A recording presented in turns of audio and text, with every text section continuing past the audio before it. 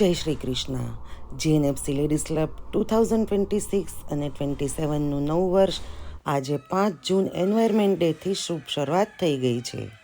Ladies ક્લબનું આ નવું વર્ષ લેડીઝ ક્લબના નવા વાઇસ પ્રેસિડેન્ટ શ્રીમતી ઉષ્મા મેડમ અને નવા અને જૂના કમિટી મેમ્બર્સની સાથે નવી શરૂઆત કરવા જઈ રહ્યા છીએ. જય Shri Krishna.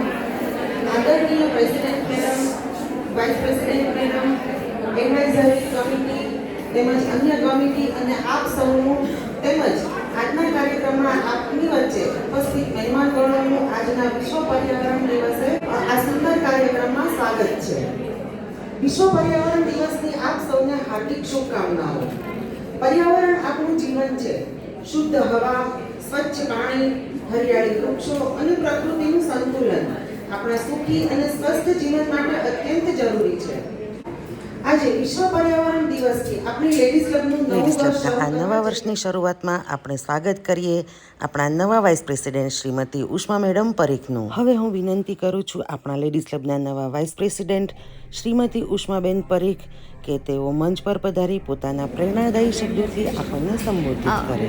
સુવી madam, secretary Mamata madam, joint secretary કાદરીબેન, ટ્રેઝરર વૈશાલીબેન, એડવાઇઝરી કમિટી ડિમ્પલબેન, પૂર્વીબેન, શિલ્પાબેન, વર્કિંગ કમિટી અલકાબેન, જ્યોતિબેન, ટીનાબેન, કેવરીબેન, તરુણાબેન, વીણાબેન અને જલપા જોશી, આ બધા વતી હું ઉષ્મા પરીખ આજના વિશ્વ પર્યાવરણના દિવસે આ સૌનું હું સુંદર સ્વાગત કરું છું.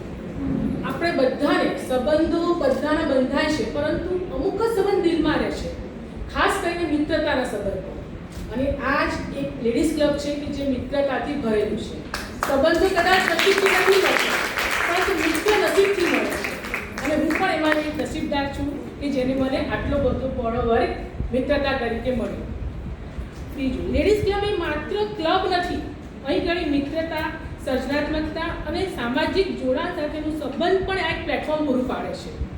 એટલે આપણે આ નવા વર્ષની શરૂઆત અને આખું વર્ષ આ પ્રોગ્રામો સારી રીતે થાય, આપણી ક્રિએટિવિટી બહાર આવે એનો આપણે બધા સહયોગથી પ્રયત્ન કરીશું. અને આજના આ સુપર પાવર યુગમાં સુપર વુમનને ઘણા બધા કાર્ય કરવાના છે, મેન્ટલી અને ફિઝિકલી. આ બધા કામોમાંથી ફક્ત રિલેક્સ થવા માટે, પોતાનો મી ટાઈમ કરવા માટે બધા લેડીઝ ક્લબમાં આવતા હોય છે. અને એનું આપણે પુષ્કળ ધ્યાન રાખવામાં આવે છે.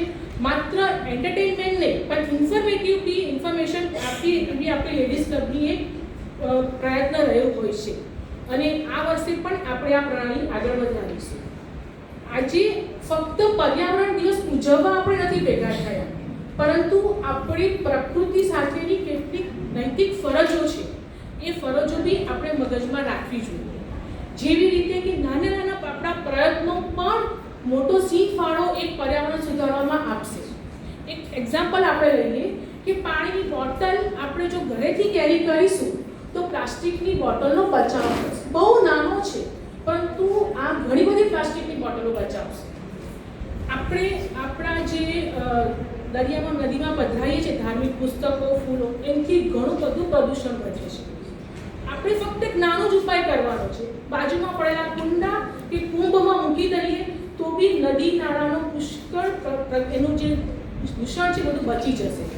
એવી જ રીતે ભીનો કચરો, સૂકો કચરોનું પણ વર્ગીકરણ આપણે કરવું જોઈએ. નાનું પગલું છે, પરંતુ જો એ પગલું લેવામાં આવશે તો રિસાયકલ કચરામાં ઘણી બધી મદદ થશે. આવા ઘણી બધી આપણી નૈતિક ફરજો છે જે ઘરમાંથી આપણે કરવાની છે. વધુ સમય નહીં લઉં, હું ફક્ત એટલું જ કહીશ કે દર વર્ષની જેમ તમારો જેમ સાથ અને સહકાર મળ્યો છે, એવી રીતે આ વર્ષે પણ આપણો સાથ અને સહકાર મળે એવી આશા રાખું. અને એલોક્યુશનના બધા જ પાર્ટિસિપન્ટને ગુડ લક.